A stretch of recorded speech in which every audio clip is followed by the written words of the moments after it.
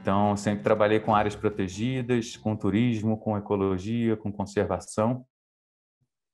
E dessa jornada aí eu trago um pouquinho do conhecimento de ecologia, um pouquinho de conservação, que eu espero que seja útil para vocês, e fico à disposição se vocês quiserem fazer perguntas ao longo dessa apresentação.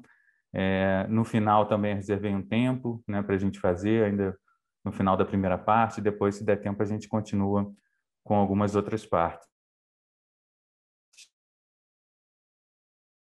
Tá bom? Vamos ver se eu me acerto aqui com a tecnologia. Eu não sei, Marco Aurélio, se é você que está como anfitrião, e aí eu preciso... Colocar você como anfitrião agora, tá? Isso, Como obrigado. anfitrião. Só um minutinho que eu vou deixar você aqui.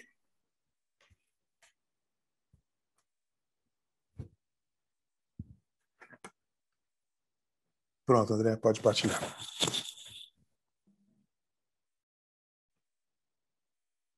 Vamos lá.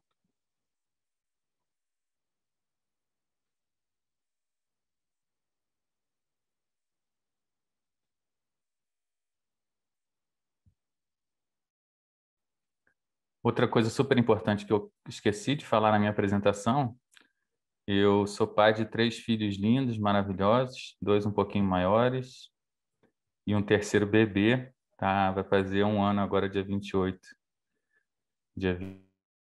de abril. Bom, gente, então, vamos lá, né? Que eu vou falar para vocês isso, ecologia, biodiversidade, alguns conceitos básicos, tá? Eu quero passar os principais conceitos para a gente entender o que que é biodiversidade, o que que é ecologia e fazer alguns paralelos ou tentar trazer um pouco mais dessa base que eu acredito que é super importante para vocês que estão trabalhando com ecopsicologia, né? Na verdade, tem vários e vários temas que são correlatos e que eu trabalho, mais ligados à biologia da conservação, ao ecoturismo, à interpretação ambiental, que tem uma relação muito forte, pelo menos no meu ponto de vista, com a ecopsicologia, como o ser humano enxerga a natureza, dá valor à natureza e pode mudar o seu comportamento em relação à natureza, né? Pensando na conservação da biodiversidade, né? A diversidade da vida e no valor intrínseco da biodiversidade, que vocês já devem ter conversado um pouco sobre isso com o Zé Luiz mais cedo, né? Então, tem muitos temas, assim, quando eu comecei a conversar com o Marco para a gente pensar nessa aula, dar uma afunilada, tinha muitos temas que eu gostaria de trazer, mas que não vai dar tempo da gente tratar aqui, né? Então, o foco dessa aula vai ser realmente trazer esses conceitos básicos de ecologia e biodiversidade. E aí, no finalzinho, a gente vê o quanto que dá para a gente fazer uma relação com outros temas mais aplicados aí ao curso, tá bom? Então, o que eu vou falar basicamente aqui vai ser sobre a biodiversidade e a evolução da vida na Terra. Eu acho que tem poucos biólogos e biólogas aqui, né, que têm esse conhecimento ou lembram desse conhecimento lá de trás ou de uma forma mais autodidata. Alguns conceitos básicos de ecologia e biodiversidade, a gente entender de fato o que é biodiversidade, como a gente na ecologia estuda essa biodiversidade, falar da história da ecologia, como essa ciência se desenvolveu e como ela é hoje, e terminar um pouco falando dos valores da biodiversidade. Tá? Então, o que é a biodiversidade? Né? A gente escuta falar muito de biodiversidade, diversidade da vida, ecologia, e a gente olha para a natureza, sejam paisagens grandes como essa, esse rio na Amazônia em cima, Recife de coral, esses cogumelos aí. E o que é biodiversidade, né? Que está muito ligado à ecologia, nesses 2 termos. E biodiversidade é tudo isso, né? Biodiversidade é toda essa diversidade da vida em diferentes formas, em diferentes escalas. Quando a gente estuda ecologia, quando a gente estuda biodiversidade, é fundamental a gente considerar a escala temporal e a escala espacial. Então, quando a gente fala de biodiversidade, a gente está falando de evolução da vida na Terra há centenas de milhões de anos. Há 550 milhões de anos a vida está evoluindo na Terra. 550 milhões de anos é muita coisa, né? Para a gente que está tentando entender o que é essa biodiversidade, o que é essa ecologia agora que a gente acabou de chegar aqui, né? E tem toda essa história de vida na Terra para chegar a toda essa diversidade da vida que a gente tem hoje e que a gente também está destruindo hoje, né, enquanto ser humano. Então, a gente pode enxergar a biodiversidade nessa escala espacial de biomas muito larga, né, muito extensa. A gente pode enxergar a biodiversidade numa escala mais pontual, nos recifes de coral, e pegando 1 metro quadrado e medindo, contando, entendendo quem são os organismos que estão ali. A gente pode também entender a biodiversidade de como essa biodiversidade é útil para nós, seres humanos, né? Esses cogumelos são todos cogumelos que o pessoal coleta e come na Europa, nos países temperados, né? Isso é bem comum. E a gente sabe que a biodiversidade tem vários usos para os seres humanos. Provavelmente vocês já discutiram, vão discutir isso muito ainda aqui, mas a biodiversidade é muito além disso, né? Então, a partir da década de 80, a ecologia como ciência já é um pouco mais antiga, a biodiversidade vem a partir da década de 80, e buscando definir, né? A gente, né, cientista, a gente gosta muito de definir as coisas, quais os conceitos, as definições, e escrever aquilo numa frase que fique bacana, que atenda a toda a complexidade. E aí tem muitas definições de biodiversidade, né? A gente tem, basicamente, se a gente perguntar e responder o que é biodiversidade, é isso, né? A variedade de vida em todos os níveis de organização biológica, em todos esses níveis, desde o mais microscópico até o mais macro. E, assim como vários outros temas ou conceitos na ciência, cada autor, cada autora puxa um pouco para um lado, então tem muitas e muitas definições. E a que é mais aceita mundialmente, não só pelos cientistas, mas pelos governos, que também tem esse lado muito importante, né, quando a gente pensa em ecologia e conservação, como os governos e as sociedades encaram isso, enxergam isso. Então, a mais importante delas é a que tem na CDB, que é a Convenção sobre a Diversidade Biológica, né, um dos instrumentos frutos da ECO 92. Tem 5 grandes documentos, acordos lá da ECO 92, e um deles é a CDB, que justamente é a Convenção sobre a Diversidade Biológica, que define que a diversidade ou a biodiversidade é a variabilidade dentre organismos vivos de várias formas de organismos vivos, sejam espécies, conglomerados de espécies, incluindo, entre outros, organismos terrestres, marinhos, ecossistemas aquáticos e complexos ecológicos, né?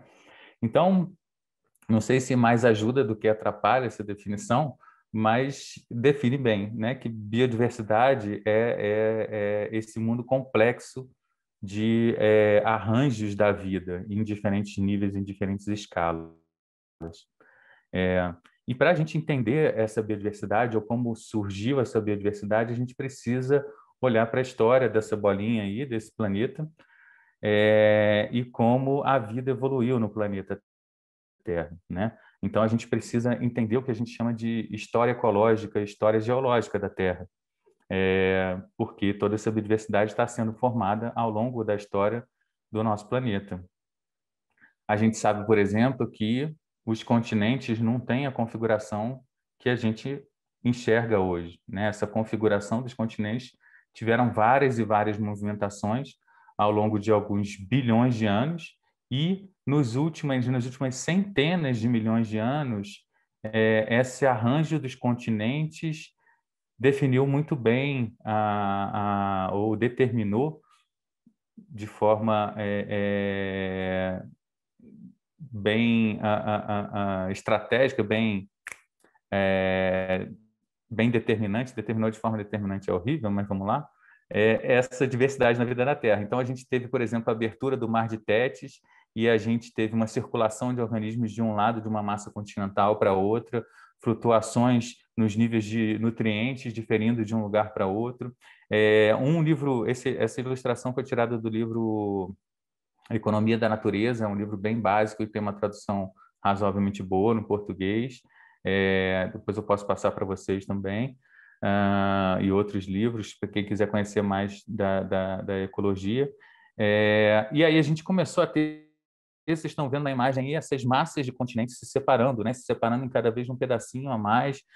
A Austrália, nessa figura do meio aí, há 100 milhões de anos, ela já está separada da Antártida, então a Austrália começa a derivar e começa todos os organismos ali a se diferenciar. A América do Sul depois se separa também. A América do Sul ficou 80 milhões de anos separada dos outros continentes, né? A gente tem marsupiais ainda hoje aqui, o saruê, o gambá, é um marsupial, né, que é parente desses outros marsupiais lá da Austrália. Então, a gente tem organismos que compartilharam esses diferentes pedaços da vida da Terra, e quando eles vão se separando, a gente tem o famoso isolamento genético. Então, essas espécies não se cruzam mais, né? E com esse isolamento genético, cada uma vai se especializando, se especiando em cada ambiente. Então, a configuração dos continentes, como a gente enxerga hoje, nessa fotografia de hoje, está aí há pouco tempo, né? Mas mesmo assim a gente ainda tem alguns bichos que são testemunhos dessa massa continental que estava agrupada lá.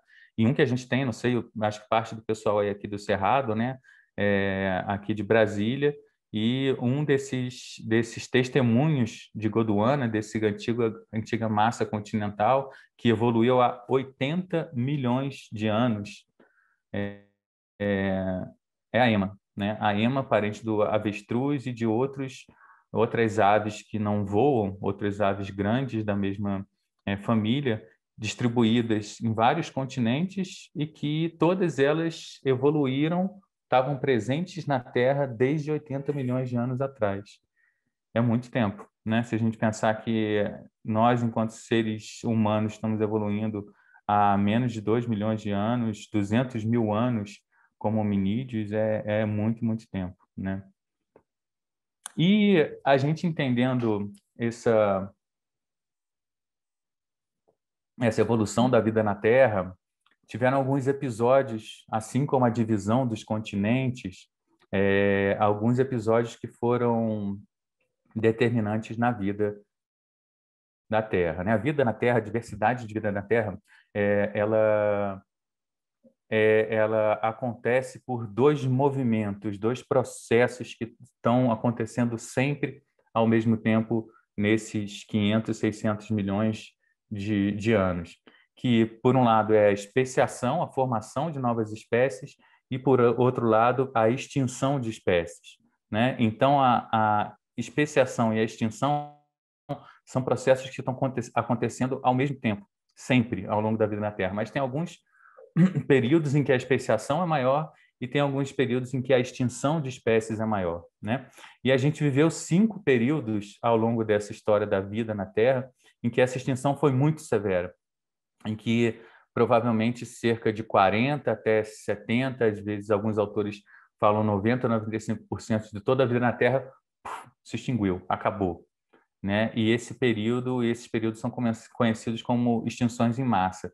A última extinção em massa foi causada, um dos principais, ou o principal fator, foi o impacto de um grande meteoro na Península de Yucatán, no México, que levou à extinção dos dinossauros há 65 milhões de anos atrás, né? Então, a gente tem aqui nessa figura essa evolução dos últimos 600 milhões de anos na vida na Terra, e essas setinhas estão indicando justamente esses períodos onde a gente teve uma queda abrupta do número de espécies ocupando o planeta, da diversidade da vida na Terra, né? E o que a gente está vivendo hoje, vocês reparam que a gente tem essas 5 setas aí nesse período, e hoje, que a gente estaria aqui no zero, não tem uma setinha aí, mas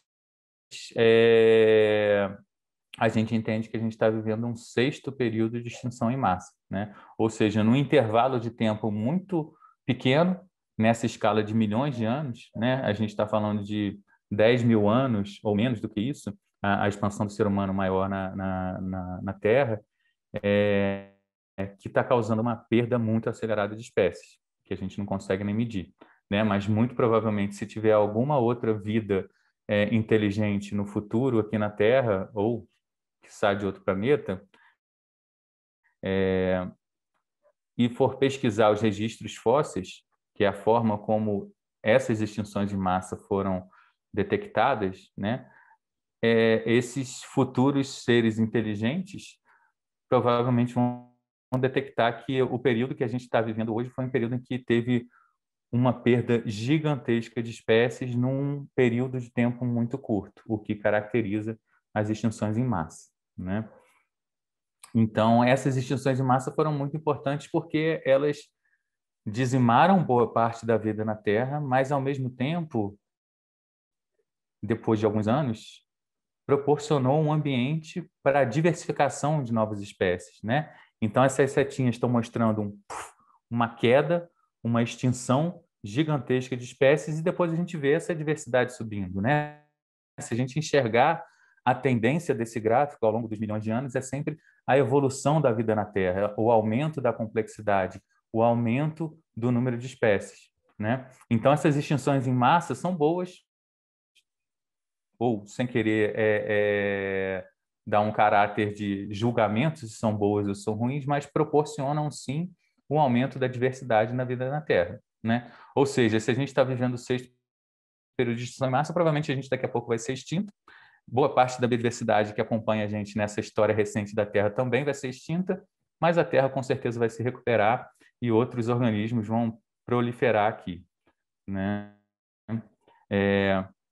E a gente enxerga isso na evolução dos grandes grupos de organismos que tem na Terra hoje, né? Então, aí a gente tem os três grandes grupos de plantas terrestres. As pteridófitas ou pterófitas, que a gente tem as samambaias ainda como remanescentes desse grupo, né? Mas foi um grupo muito abundante, um grupo que dominou aqui no Devoniano, no Carbonífero, há 350, 400 milhões de anos atrás. 400 milhões de anos atrás, 350 milhões de anos atrás, tinha vários tipos, várias espécies de samambaias, né? A gente vê aqui no eixo Y o número de espécies, tinha muitas espécies de samambaias diferentes. E depois, aqui no Triássico, elas foram extintas, né? Ou diminuiu em grande parte a diversidade, algumas permanecem até hoje, e foram substituídas por outros tipos de plantas. As gimnospermas, os pinheiros, né? Aquelas plantas que não têm flores. As gimnospermas têm outros tipos de características da sua anatomia, do seu corpo, da sua fisiologia, que permitiram a elas conquistar mais um ambiente terrestre, né? Diferente das pteridófitas, as pteridófitas têm a reprodução dependente do meio aquático. As gimnospermas não, as gimnospermas conseguem dispersar, por exemplo, pelo vento, né? As gimnospermas atraem fauna com os seus frutos. As gimnospermas têm troncos e tecidos condutores de seiva muito mais eficientes para transportar água para cima, para transportar a seiva elaborada para baixo, do que as pterófitas. E aí depois chega uma outra galera, aí já na fronteira do Jurássico-Cretáceo, e mais ainda no Terciário, você vê quem que está evoluindo aí? As angiospermas, né? Um boom das angiospermas, esse grupo gigantesco, maravilhoso de plantas com flores. E as angiospermas evoluem e, mais uma vez, elas tomam espaço, elas competem com as gimnospermas e aumentam a sua complexidade. A gente percebe de novo aí um aumento de complexidade da vida na Terra, né? E essas angiospermas, se a gente pensar nas orquídeas, por exemplo, né?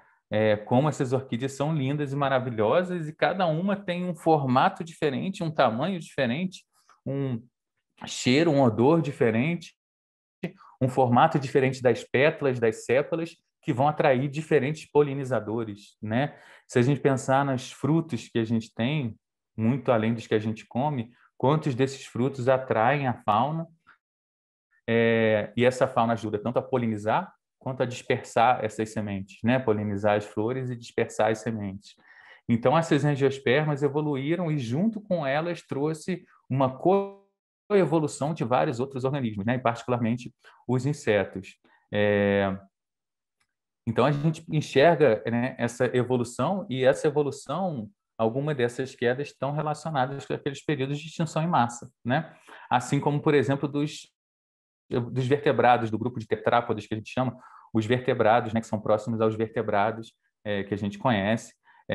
Então, a gente teve tetrápodes primitivos lá atrás, também 400, 300 milhões de anos que dominaram. Depois, qual é a galera que chega aqui? Os répteis primitivos, né? Aqui está aqui embaixo, ó, esses répteis primitivos começaram a dominar aqui, na fronteira do Permiano Triássico, há 250 milhões de anos atrás, e aí Jurássico, Cretáceo eram os caras que dominavam, e aí, olha aqui, ó, essa queda entre o Cretáceo e o Terciário, a fronteira Creta, que a gente chama. E essa fronteira Creta foi ali, há 65 milhões de anos atrás, onde a gente teve esse grande episódio de extinção em massa. Então, esses répteis primitivos, que são os dinossauros, foram extintos, totalmente extintos, né? Percebem que essa linha aqui embaixo chega a zero, então eles foram totalmente extintos, e a galera que evoluiu depois foram os tetrápodes modernos, né? E dentro desses tetrápodes modernos, um grande grupo que teve um boom de diversidade são os mamíferos, que somos nós, né? Ou nós somos uma pequena parte, uma ínfima parte desses mamíferos que evoluíram a partir dessa fronteira Creta. Então, para a gente entender a diversidade na vida da Terra, deixa eu dar uma olhada no tempo aqui, para não empolgar muito, a gente precisa olhar para esse tipo, entender essa evolução, para enxergar onde a gente está e tudo que tem, todos os nossos ancestrais em termos de organismos. E quando a gente tem a conquista de novos ambientes, seja por uma extinção passada ou por a conquista nova, como esses caras que estão aí, a gente tem uma oportunidade de conquista de vários nichos, né? Então, esse slide está aí para ilustrar o que a gente chama de radiação adaptativa, ou seja, um leque de espécies novas que vão se especializando em diferentes nichos, em diferentes recursos, a partir de um ancestral comum.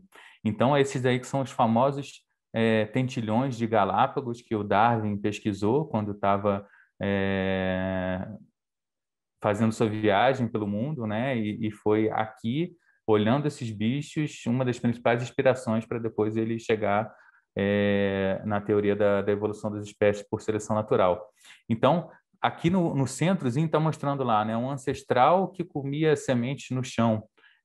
Foi o primeiro casal, ou o casal que conseguiu sobreviver, que veio da costa do Peru e chegou lá na principal ilha de Galápagos, né? E dessa principal ilha, eles começaram a conquistar as ilhazinhas menores que tem lá e foram se especializando em diferentes recursos.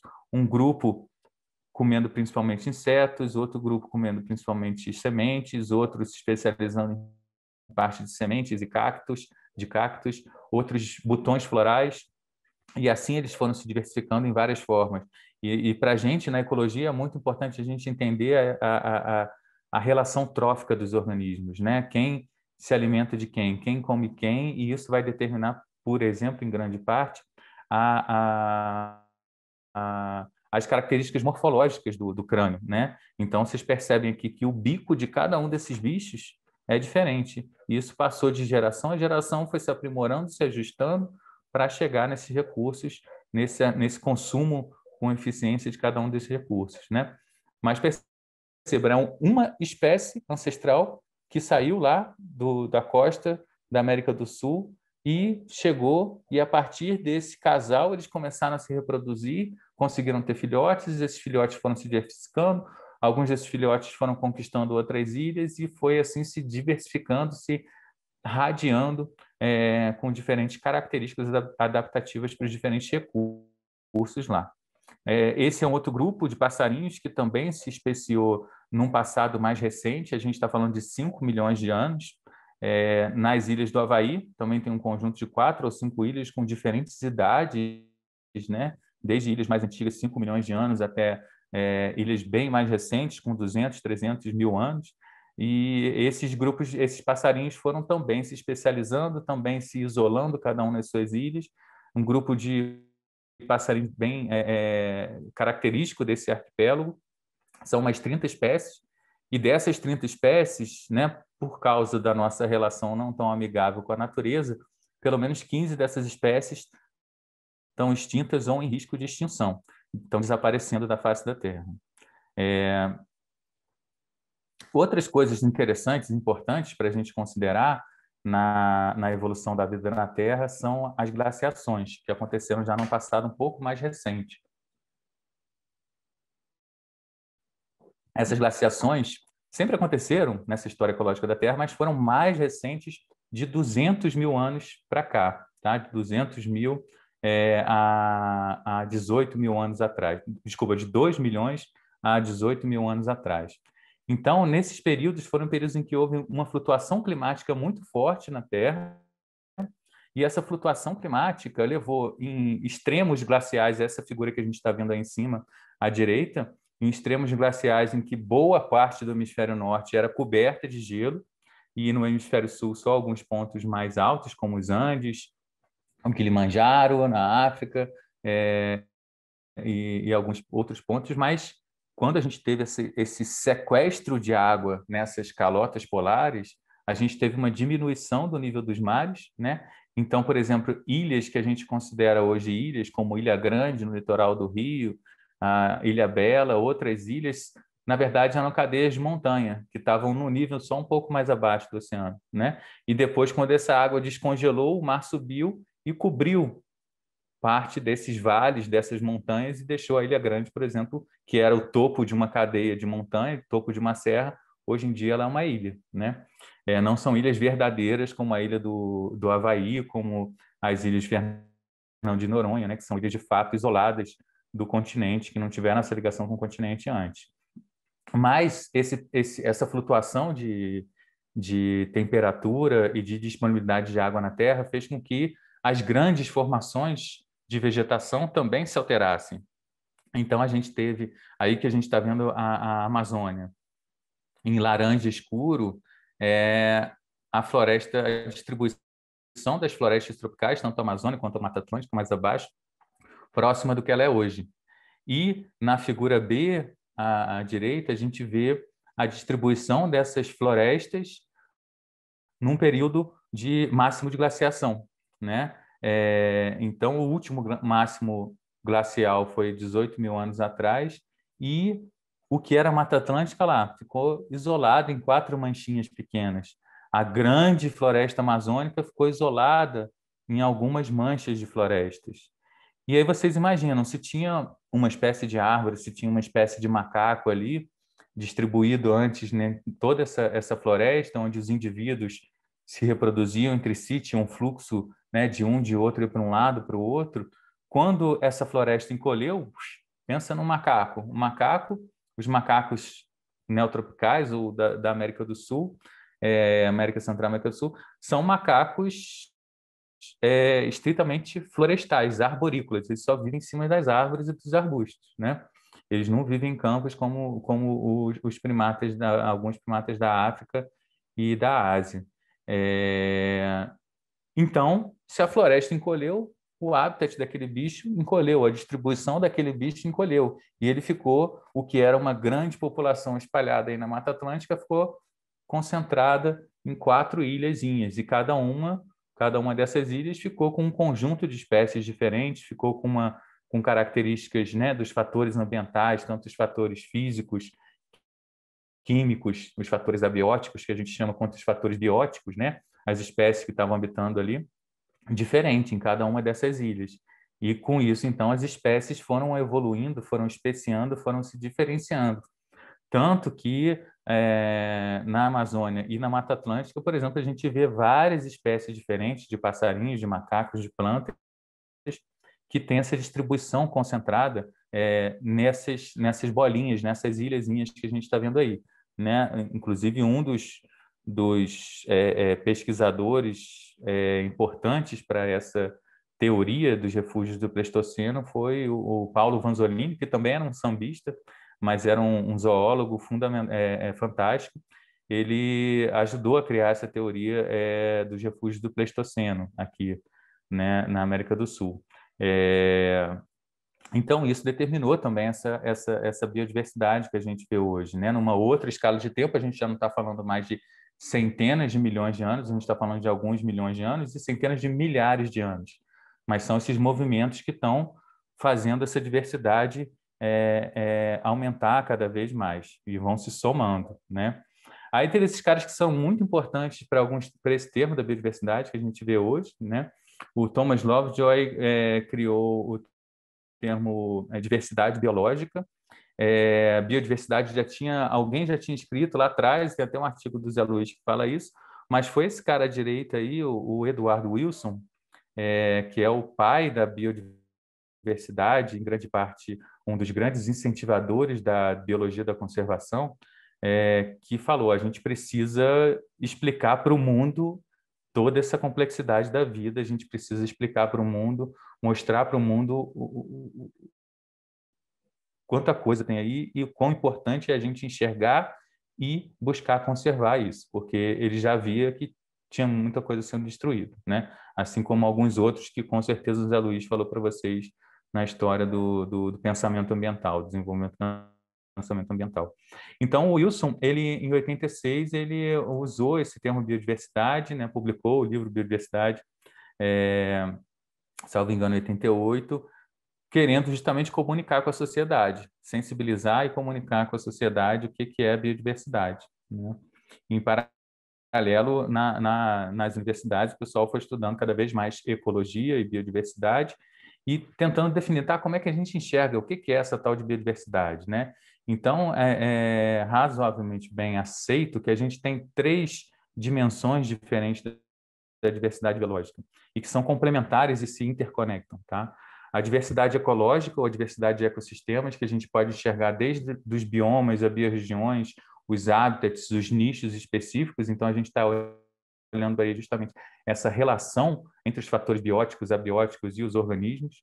A gente tem uma diversidade que a gente enxerga mais no nível molecular, no nível genético, né? Pensando lá desde daquelas proteínas do DNA, né? Como isso se congrega nos genes, nos cromossomos, como que cada um de nós, indivíduos, cada um de vocês carrega uma carga genética diferente, né? Um conjunto de genes, de alelos, de cromossomos que estão expressos ou congregados nesses cromossomos, e cada um de nós faz parte de uma determinada população. Hoje, quando a gente pensa em espécie humana, a gente tem uma grande população bem cada vez mais homogeneizada, né? Mas mesmo assim ainda com alguns traços que nos diferenciam algumas dessas populações de outros, da forma como a gente evoluiu, né? E se a gente olhar para as populações selvagens, muito mais, né? Então a gente tem eu trabalho com grandes mamíferos, é uma das coisas que eu trabalho. Então a gente tem o puma, sussuarana, leão-baio, né? O puma concolo, a onça parda. Todas elas são a mesma espécie, com diferentes nomes populares. E se a gente for para os Estados Unidos, tem outros nomes populares ainda, ou em espanhol, ou em inglês. Mas é uma espécie só, biologicamente, que ocorre desde o Alasca até a Patagônia, né? E essa espécie, do Alasca até a Patagônia, passa pela Mata Atlântica, pela Amazônia, pela Caatinga, pelo Cerrado, pela América Central, e cada um desses lugares tem características diferentes, características ambientais, fatores abióticos e fatores bióticos diferentes, que vai selecionar indivíduos com características diferentes que têm maior aptidão a viver naquele ambiente, com uma vegetação mais exuberante, menos exuberante, com determinados tipos de presa, com determinada disponibilidade de água, né? Então, essa diversidade genética vai estar expressa aí também nessas populações, na expressão dos genes dessas populações, e vai ter uma ligação. Percebe que população é um nível que está nessas três dimensões, né, da diversidade biológica, conecta muito bem essas três dimensões da diversidade biológica. E a última delas é a diversidade de organismo. Diversidade de organismo é uma forma mais de catalogar essa diversidade, como que a gente pode contar essa diversidade, né, além da relação genética, além da relação ecológica. Mas como é que a gente, por exemplo, como é que a gente conta quantas espécies tem? Né? O que é uma espécie e como que a gente conta? E essa espécie é mais aparentada daquela espécie do lado, que é diferente da outra que tem ali, quão diferente elas são. Então, um cara que contribuiu para isso, é claro, vocês sabem, é o Linneu, né? Que ele fez toda essa organização lá no século XVIII, e a gente usa até hoje, uma organização super importante para entender essas diferenças entre os agrupamentos de espécies, né? Então, a gente tem as espécies, os gêneros, as famílias, os filos, os reinos e várias outras divisões aí, mas a gente também pode enxergar abaixo da espécie agrupamentos que são subespécies dentro dessas subespécies as populações, e dentro das populações ainda o indivíduo, né? O que é um indivíduo? Quanto que um indivíduo difere do outro indivíduo? Isso, para a gente, espécie humana, é muito simples a gente pensar, né? Mas espécies que se reproduzem assexuadamente, o que é um indivíduo, o que não é? Mas, resumidamente, essas são as 3 dimensões da diversidade biológica que a gente enxerga, tá? Então, falando um pouquinho mais da diversidade ecológica, a gente tem esse gráfico à direita, é um gráfico clássico, qualquer livro de ecologia você vai encontrar, que é a relação entre temperatura e precipitação, né? Então, se a gente está falando qual é a base da vida? A base da vida é a fotossíntese, né? Energia solar que chega, a radiação solar que chega aqui na Terra e que as plantas transformam essa energia solar em outra forma de energia, uma energia química que vai ser consumida pelos diferentes níveis tróficos, né? Então essa base da vida está sendo formada por essa reação maravilhosa que é a fotossíntese. Então, quando a gente tem sol chegando, temperaturas favoráveis e bastante água, a gente tem bastante clorofila, a gente tem bastante fotossíntese, e essa atividade fotossintetizante vai determinar, em grande parte, os diferentes tipos de vegetação. Então, a gente tem essas nuances de cores aí no gráfico à direita, representada à esquerda também, que são os grandes biomas mundiais, né, que são determinados pela temperatura e pela precipitação, e não é à toa que a gente vê nessa figura ao lado da esquerda que as grandes florestas tropicais estão justamente, né, em volta do Equador, próximo entre os trópicos e o Equador, que é onde a gente tem maior incidência solar, maior energia chegando, maior precipitação, portanto, e temperaturas favoráveis. Isso vai determinar a grande diversidade dos trópicos, né?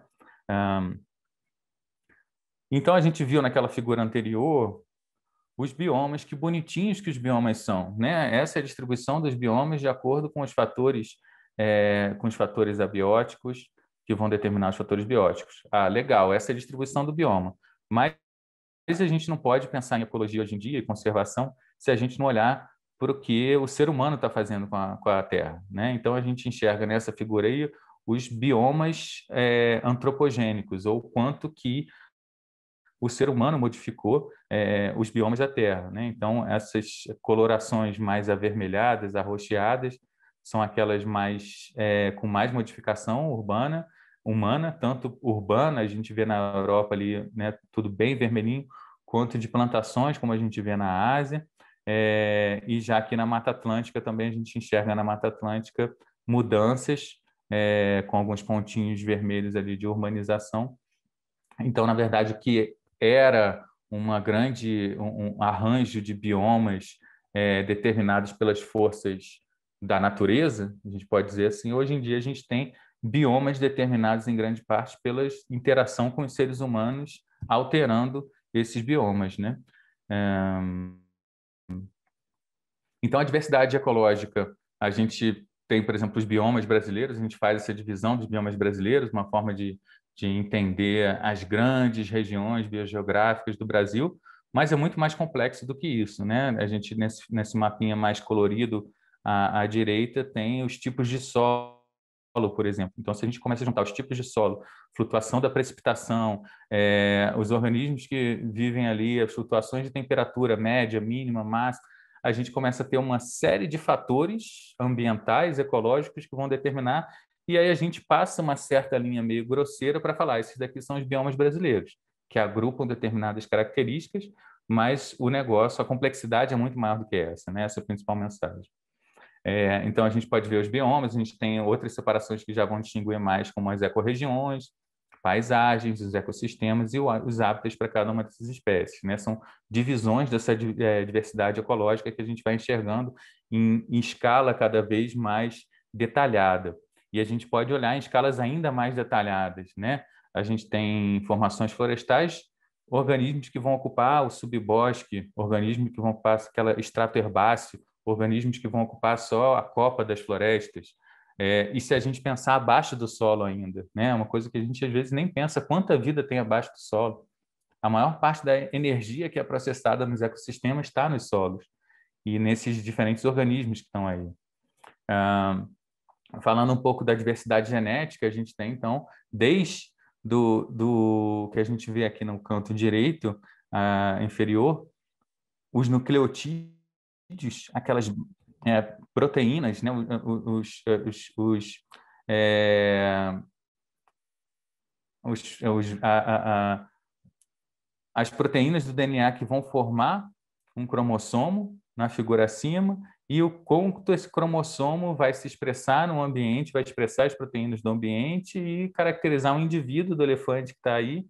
E esse elefante faz parte de um grupo de elefantes, faz parte de uma população de elefantes na África, na Ásia, espécies diferentes de elefantes. Outro dia estava saindo um artigo mostrando que o que a gente achava que era uma espécie só de elefante na África, na verdade são duas. A gente tem os elefantes que ocupam as áreas mais abertas e uma outra espécie que convive com essa espécie de elefante mais de áreas abertas, mas que geneticamente e ecologicamente é uma outra espécie de elefante na África que vive mais escondido nas florestas, né? E está muito mais ameaçado. Tem, salvo engano, acho que falava lá menos de 300 indivíduos. Então, a gente tem essa genética, essa diversidade genética também que a gente vai enxergar desde esse conjunto de pares bases. A gente está vendo, né, a diferença entre o DNA do elefante africano e o DNA do mamute. Então, de vez em quando, tem essas ideias loucas de espécies que já foram extintas ou que estão sendo extintas, fazer alguma engenharia genética para tentar salvar ou, ou ressuscitar essas espécies, né? Tem até uma iniciativa interessante lá na Espanha que conseguiram ressuscitar uma espécie de cabra montesa que tinha sido extinta nos anos 2000 e conseguiram coletar ainda tecido desse bicho e enxertar numa outra cabra montesa e tal e fazer um indivíduo nascer. Mas, enfim, essa diversidade genética aí, eu estou começando a ficar mais preocupado com o tempo, mas vamos que vamos. O que é um indivíduo? Olha esse costão rochoso lá no Rio de Janeiro, para quem conhece o Rio, ali é Niterói, essa foto foi tirada de Niterói, e é muito comum a gente encontrar lá nos paredões rochosos, seja na região serrana ou no litoral, bromélia, né? E a bromélia, vocês sabem, bromélia está crescendo aqui, uma bicha, ela está bem, ela está produzindo ali, daqui a pouco ela lança uma raiz, um estolão, e desse vai um outro indivíduo ali, né? Então, geneticamente é exatamente a mesma coisa. Geneticamente é exatamente a mesma coisa, não tem diferença nenhuma, é um clone. Mas elas têm uma divisão que, às vezes, uma vai fazer mais fotossíntese e vai estar conectada à outra, que vai produzir uma inflorescência, uma infrutescência. Uma vai estar exposta um pouco mais ao sol, vai pegar um pouco mais de umidade. Então, ecologicamente, geneticamente, a gente pode considerar, geneticamente é o mesmo indivíduo, não tem diferença, é um clone. Mas ecologicamente, mesmo uma bromélia estando do lado da outra, são coisas diferentes, são organismos diferentes, né?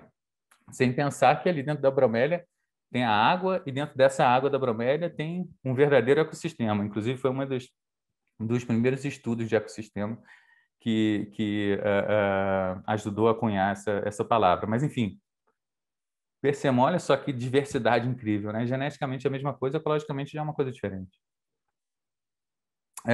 E aí, o que é uma espécie? Né? Assim, o que a gente estava perguntando, o que é um indivíduo? Às vezes é difícil a gente ver o que é um indivíduo. O que é uma espécie? A gente tem no Brasil 4 espécies de mico-leão, né? E um determinado momento, eu já fui primatólogo, uma época da minha vida, em determinado momento o pessoal começou a se perguntar, será que esses 2 mico-leões que ocorrem mais ao sul da distribuição em São Paulo e Paraná, será que é uma espécie ou será que são 2 espécies? Hoje, o que a gente tem o mico-leão preto, Leontopithecus crisopigos, ocorrendo principalmente no Pontal do Paranapanema, tem um projeto de conservação super legal lá do IP. E a gente tem o mico-leão da cara preta, o Leontopithecus caiçara, não é à toa que ele tem esse nome, né, caiçara, porque ele ocorre só ali no Superagui, ali no Paraná, né? Esse bicho é outro criticamente ameaçado de extinção, tem menos de 200 indivíduos na natureza, e hoje em dia eles têm uma distribuição separada, né? E um é o da cara preta e o outro é o preto. Só que aí alguns primatólogos começaram a encontrar uma ou duas ou três populações remanescentes ao longo dessa distribuição entre São Paulo e Paraná. E eles tinham uma característica morfológica, a pelagem, a coloração da pelagem, um pouco mais distinta, com uma gradação do mais para o preto, né? Aí ficaram se perguntando, pô, mas será que era a mesma espécie e tinha um fluxo gênico aqui, desde lá do Pontal até o Paraná, de repente esse fluxo gênico foi cortado com o desmatamento da Mata Atlântica, muito mais recente, há 500 anos atrás, e hoje em dia a gente encara como espécies diferentes. Então,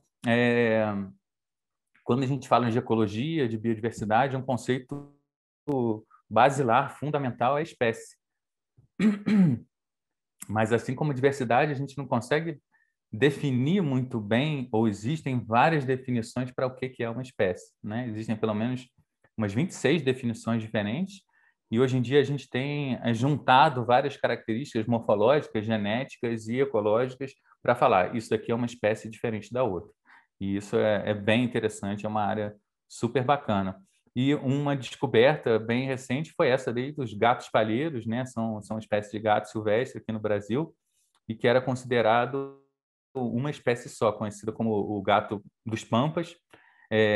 E aí, depois de 14 anos, várias universidades envolvidas do Brasil, do Uruguai, de fora do Brasil, dos Estados Unidos, da China, começaram a ver que muito provavelmente não era um bicho só, né? Eram de bichos diferentes, provavelmente tinham pelo menos umas 5 espécies diferentes.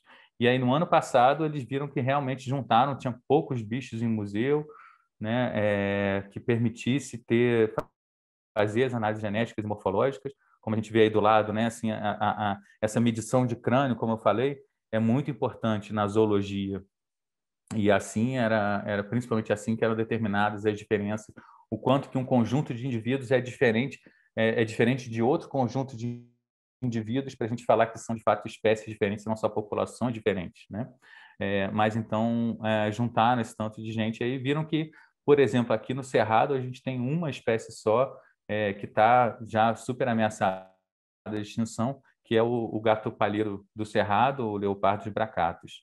Então, assim, a gente vai entendendo quanto que as espécies são diferentes e a gente está só começando a entender toda essa biodiversidade, né? É, outro conceito muito importante na ecologia é populações. O que são populações, né? Então, populações são esses conjuntos de indivíduos que vivem num determinado ambiente, num determinado tempo e que têm um alto grau de cruzamento entre si, né? Trocam genes o tempo todo. Então, a gente tem ali uma população. A gente tem uma população de baru em determinado lugar, de palmito num outro lugar, de tucanos da determinada espécie, tucano do bico preto, de veado campeiro, de veado mateiro, e essas populações flutuam ao longo do tempo. Por que as populações flutuam ao longo do tempo? Como vocês sabem, é claro, depende dos recursos, né? Depende dos fatores que estão ali, particularmente dos recursos. Então, em geral, as populações variam, mas variam dentro de uma determinada faixa, né? Variam próximo a um determinado limite. Então, a gente está vendo a flutuação dessa população desse veado numa ilha, e a gente vê que tem um número muito próximo de 300 indivíduos ali, variando um pouco para cima, um pouco para baixo. Isso vai ser determinado e regulado pelas condições ambientais que tem ali, pelos predadores, pelas presas, pelos parasitas, pelas doenças, se fez um inverno mais rigoroso, um verão mais produtivo, e por aí vai, né? Então a gente viu o que é indivíduo, o que é uma espécie, o que são populações, e é assim que a gente estuda a diversidade da vida, assim que a gente estuda a diversidade biológica, né? Nós, na ecologia, estudamos a diversidade com o olhar genético, a gente estuda a diversidade olhando para os diferentes indivíduos, qual é essa ecologia desses diferentes indivíduos, a gente estuda as populações, como é que as populações estão flutuando, quando que essa população está começando a se aproximar de zero, ou seja, está próxima à extinção, né? A gente estuda, como a gente viu no gato palheiro ali, quantas espécies tem de gato palheiro, quantas espécies tem de onça pintada, quantas espécies tem de tantas coisas que a gente não conhece, né? Comunidade é um nível super importante para a gente estudar a diversidade, a interação dessas espécies, né? Ecossistemas, a gente está interessado em enxergar o arranjo das grandes tipos de vegetação e mais ainda a ciclagem de nutrientes, né? Se a gente lembrar que cada uma dessas espécies está consumindo uma série de recursos, né? Está modificando a paisagem, está comendo carbono, está excretando nitrogênio, a visão da ecologia ecossistêmica enxerga isso. Quanto que a Mata Atlântica sequestra de carbono nos diferentes estágios de crescimento? Quanto que a Amazônia sequestra e quanto que ela libera de carbono? Será que o Cerrado da Chapada dos Veadeiros sequestra muito carbono? Qual é o papel dessas diferentes formações na ciclagem de água? E por aí vai, né? Essa é a visão mais da ecologia ecossistêmica. Na ecologia de paisagem, a gente está interessado em congregar essas diferentes visões, entender o que é a paisagem, tanto do ponto de vista de circulação de organismos de uma espécie ou de várias espécies, mas também do ponto de vista ecossistêmico, né? E, por fim, a dimensão humana, a gente enxerga todos esses níveis, cada um deles, alguns deles, mas com a interface com o ser humano, né? Então, a ecologia é uma coisa linda, super complexa, uma ciência relativamente recente, e que tem uma importância gigantesca para a gente entender a própria natureza, né? Mas mais recentemente, a partir da década de 80, a gente começou a ver que a gente precisa não só entender o arranjo da natureza nesses diferentes níveis de estudo, mas a gente precisa responder a mudanças que estão acontecendo causadas pelo ser humano. Então, a gente precisa também entender essa relação do ser humano com a natureza, quais são os problemas decorrentes disso e apontar possíveis soluções, né? Então, isso faz parte dessa dimensão humana da ecologia. E é claro que também faz parte, né, o que vocês estão estudando, a relação da mente humana com a natureza, né?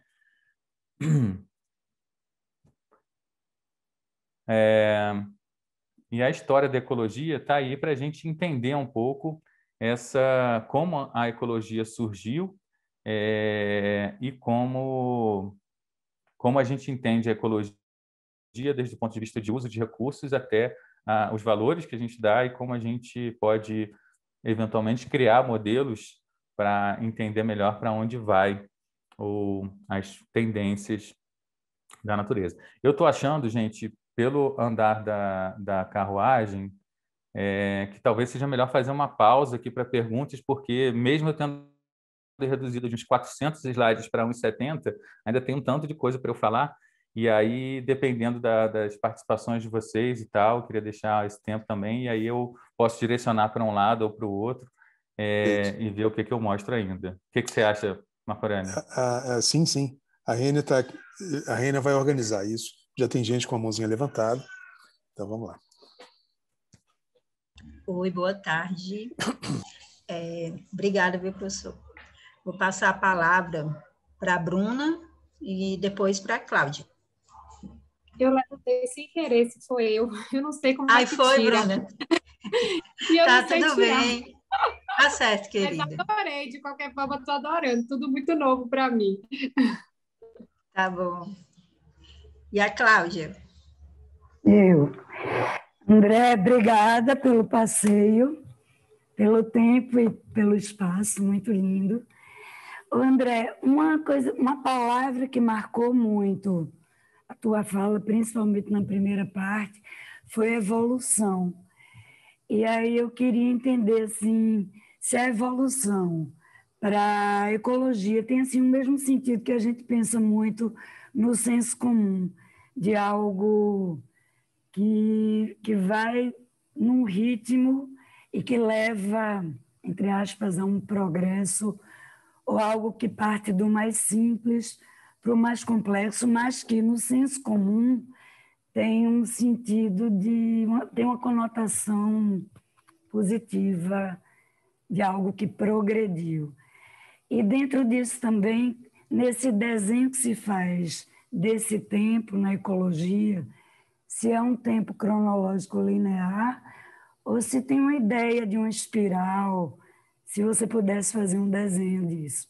Aí é isso, e obrigada. Obrigado. Bom, Cláudia, a evolução, a gente tem uma visão mais arraigada da evolução a partir da teoria do Darwin e do Wallace, né, da evolução das espécies por seleção natural. E aí acho que a gente tem duas escalas. Uma, assim, quando a gente enxerga a evolução da diversidade na vida na Terra, todos esses gráficos que eu mostrei, qualquer autora que você pegar, vai mostrar que a gente está numa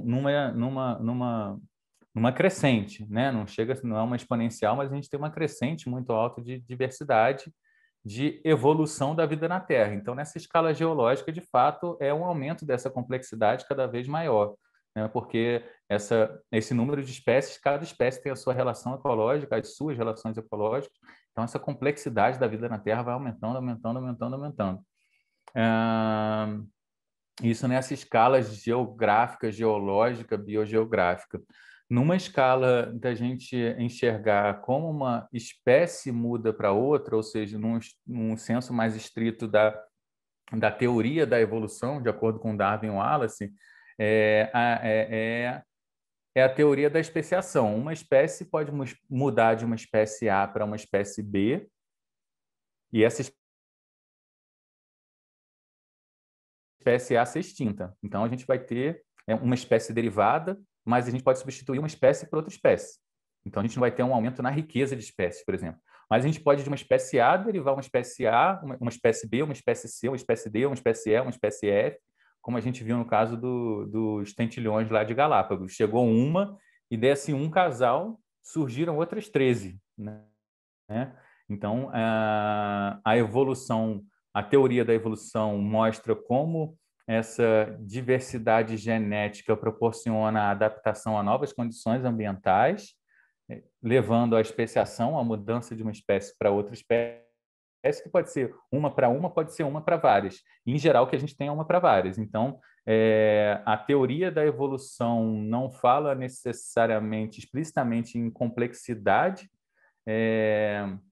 mas traz uma carga de acúmulo de história evolutiva, acúmulo de história ecológica, e por si só a gente pode entender, então, que tanto na escala geológica quanto na escala mais imediata ou escala mais estrita da evolução, ambos estão levando para essa complexidade. E uma coisa super legal que você falou também quando a gente enxerga essa evolução da vida na Terra, a gente antes tinha uma ideia muito mais linear de evolução, né? Como se formaram os primeiros seres unicelulares lá naquela lama primordial, e como é que esses seres começaram a ter a capacidade de se reproduzir, e isso é que define a vida, e a partir disso daí passaram-se alguns milhões, centenas de milhões de anos, até, né, na verdade, acredita-se que as primeiras organelas na Terra surgiram há 3,5 bilhões de anos atrás e demoraram alguns bilhões de anos para ter um boom de vida. E esse boom de vida aconteceu no que a gente chama de explosão do Cambriano, que foi há 550 milhões de anos atrás. Então, ficou muito tempo aquelas organelas e tentando se organizar para ter o poder de autorreplicação, e, a partir disso, mais um tantão de tempo para começar a se especializar em várias células, e, de repente, boom. E esse boom de 550 milhões de anos para cá aconteceu incluindo uma visão muito mais entrelaçada que a gente enxerga hoje, como, por exemplo, a teoria da endossimbiose sequencial, que a gente tem a célula unicelular, e dentro da célula a gente tem o núcleo com o DNA da célula, mas a gente tem um outro DNA da mitocôndria, né? E hoje em dia a gente sabe, pela teoria da Lynn Margulis, que, na verdade, essas organelas se juntaram, né? Teve uma endossimbiose sequencial de diversas organelas, seres que já eram independentes, que se juntaram. E se a gente olhar para as plantas, a gente tem o DNA nuclear, a gente tem a mitocôndria, a gente ainda tem o cloroplasto, que é onde tem a clorofila, que é uma outra organela. Então, na verdade, a célula primordial das plantas é um congregado de 3 diferentes linhagens de vida que se congregaram ali. Então, essa árvore da vida é muito mais misturada, entrelaçada, do que a gente achava há poucos anos atrás, né? Então, não sei se eu respondi a sua pergunta, mas o que Isso me que veio à leva à cabeça ideia de agora. cooperação, né, André? Isso, isso. E isso é muito legal, né, Marco? Assim, até eu sempre penso nisso porque a gente tem... O Darwin falava muito pela luta pela sobrevivência, né? Então, e isso tem um contexto social, um contexto histórico, assim, né? E a ciência da ecologia foi muito baseada nessa visão de luta, de competição. Mais recentemente, há uns 20 anos para cá, diversos ecólogos e evolucionistas, né, e geneticistas têm mostrado que outro tipo de relação é super importante para a evolução da vida na Terra, que são as relações de cooperação, de facilitação, né? Então, a gente tem uma força histórica muito grande dessa frase, né, da luta pela sobrevivência do Darwin e tal, mas hoje em dia a gente enxerga cada vez mais que outras interações ecológicas são muito mais importantes, ou pelo menos são tão importantes quanto para moldar essa diversidade na vida, que não só a competição, como a interação e a facilitação e a cooperação. E isso está muito, como André, você falou, se a gente for enxergar evolutivamente, lá no fundo, a junção da mitocôndria com uma célula unicelular, a junção das plantas que formam toda essa base da vida na Terra, é cooperação pura, de 3 organismos unicelulares que se juntaram, e se não fossem eles, a gente não estava aqui, não tinha nada parecido com isso aqui, né?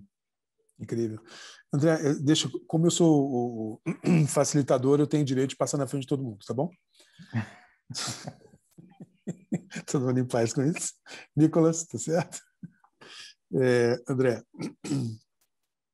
eu não sei bem o que você quis dizer como essa questão social, mas eu imagino. Vamos ver se tem a ver com o que eu penso. O uso que foi dado à teoria darwiniana foi muito mais projetivo do que científico. Nós já vínhamos com um modo de pensar extremamente competitivo, né? Que vinha já desde o tempo das colônias, e isso acaba virando realmente um modelo de interação social. O Galbraith falava de um darwinismo social, que seria a base do capitalismo, ou seja, a sobrevivência do mais apto como sistema econômico, né? E quando a gente pensa em termos de como realmente a vida se organizou, em termos de cooperação, nos levaria a um outro desenho de sociedade, né? Pois é, e a gente, esse contexto, a gente está falando, assim, era uma outra parte da aula que eu ia falar rapidamente desse histórico de evolução do que é a vida, né? E como a gente entende a vida. A gente começou como hominídeo, entendendo onde é que tinha recurso para a gente, né? Assim, quando que vai chover, quando é que os bichos vão se reproduzir, como é que a gente pode ter uma estratégia de caça mais eficaz para a gente sobreviver, quando que a gente vai coletar, onde que a gente vai caçar, mas aos poucos a gente começou a dominar, né? A gente começou a dominar isso, a gente começou a entender como as plantas se reproduziam, como aquelas que a gente gosta para comer podem ser cultivadas. E aí foi passando o tempo e há uns 2.500 anos atrás começaram algumas perguntas mais filosóficas, né? Pô, mas tanta vida que tem nesse planeta, tantas formas diferentes de plantas e de bichos, da onde que surgiu isso, né? E aí, lá na escola de Atenas, os caras começaram a filosofar, a pensar, cara, da onde? Aí tem toda a força, né, de uma mitologia, de um ser divino, de um mundo maravilhoso que existe, né, dos deuses, e a gente aqui na Terra representa esse mundo ideal, e as espécies também são cópias desse mundo ideal, né? Então, o primeiro cara que pensou nisso foi chamava Anaximandro de Mileto. Depois Platão, Aristóteles seguiram com essa ideia, começaram a catalogar a vida, a entender a vida e já dar uma baita contribuição para a ciência, que é sistematizar essa organização da vida. Começaram a pensar um pouco mais, pô, será que as grandes pragas, né, são determinadas por alguma intervenção divina? E aí começaram a pensar, não, talvez tenha alguma relação predador-presa, tenha alguma relação com os fatores ambientais que fazem com que essas pragas sejam reguladas, né? Só que aí a gente estava falando para voltar lá, antes de Darwin, a gente teve a Idade Média, né? A gente teve a Idade das Trevas, em que não era permitido ninguém pensar, né? Alguns da elite pensavam, alguns que eram permitidos ter esse acesso, mas a filosofia, a educação, a ciência, de forma nenhuma foi estimulada, né? E a gente teve um domínio das religiões no pensamento sobre o que é diversidade, da onde vêm as espécies, da onde vem o ser humano, e a gente tem até hoje essa corrente muito forte, e infelizmente renascendo, mas naquela época, antes de Darwin, a gente tinha força, né, de uma concepção judaico-cristã do criacionismo. A gente está aqui porque a gente copia algo que vem lá de cima. Então, e a gente está falando de períodos que não era tão fácil o ser humano sobreviver, né? A gente tinha um contexto em que a própria postulação da hipótese ou da teoria da seleção natural, da evolução das espécies através da seleção natural, era algo que entrou em xeque, que não foi aceito, né? O Darwin morreu sendo chacotado, né? Era motivo de chacota. Então, e teve todo esse uso para diferentes fins, desvirtuando o que ele enxergava como a diversificação da vida, né? A evolução da vida, e que foi um dos desdobramentos como o darwinismo social, né? Que é uma leitura bastante distorcida do que o Darwin realmente propunha para entender a evolução da diversidade da vida, né? E não do ser humano, né? Obrigada, professor. Prosseguindo, agora eu passo a palavra para o Guilherme.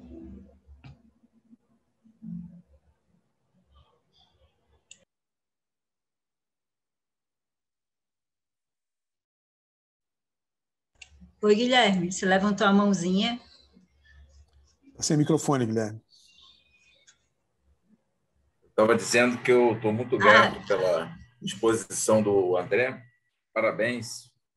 E eu me ative muito na tua fala em relação aos 6 ciclos, ou 6 períodos de extinção em massa que você fala, sendo que você coloca que a gente está no 6º, né? Vivendo o 6º.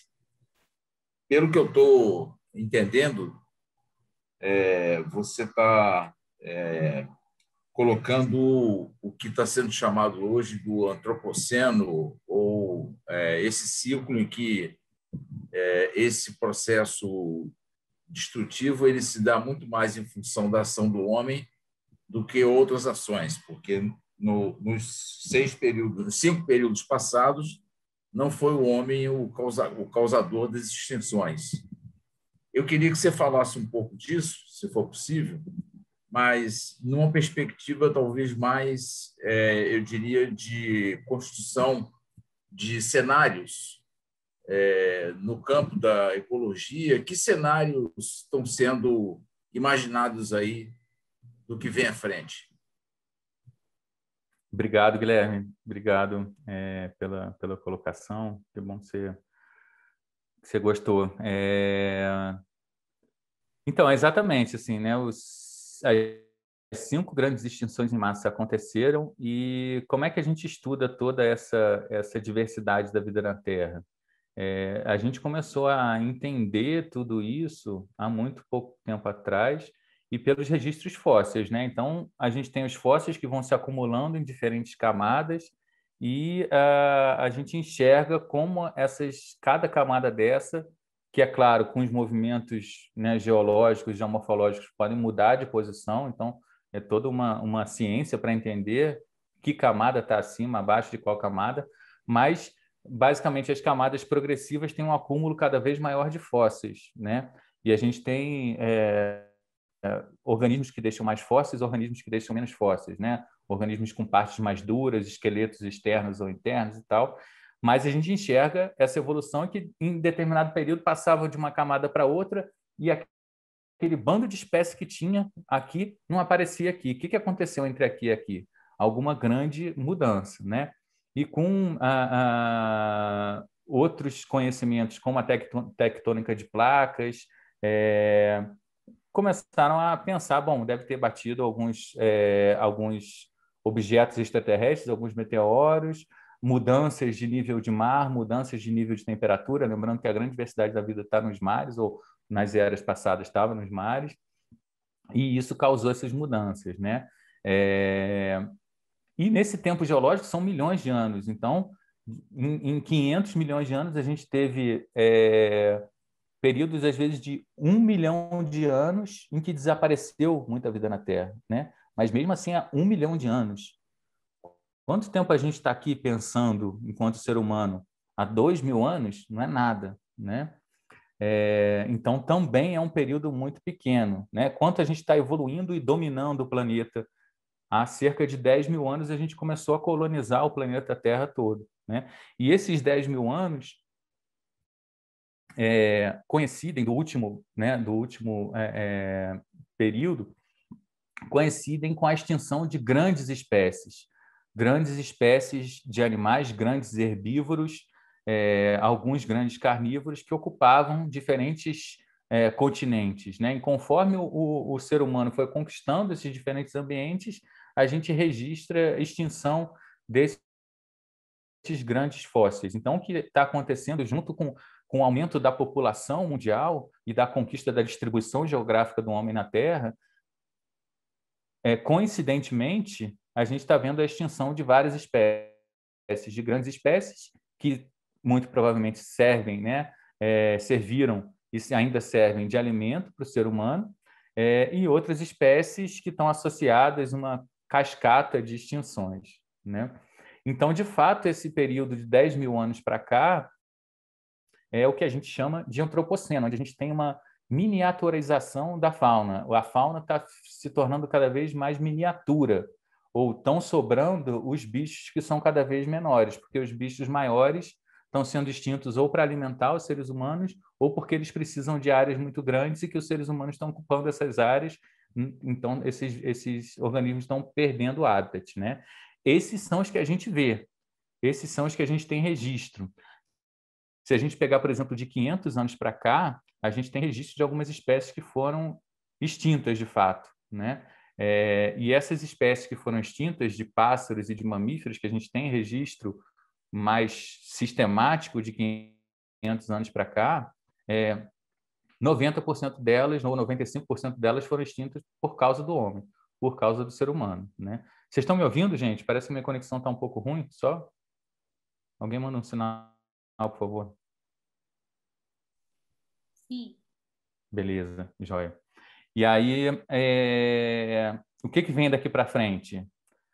A gente sabe que a população está aumentando, a população aumentou muito. Outro dia, quando o meu filho do meio nasceu, há 10 anos atrás, eram 7 bilhões de pessoas no mundo, daqui a pouco vão ser 8 bilhões, né? Então, a gente está crescendo muito, muito, muito, num ritmo muito forte, né? E junto com isso, a população humana crescendo e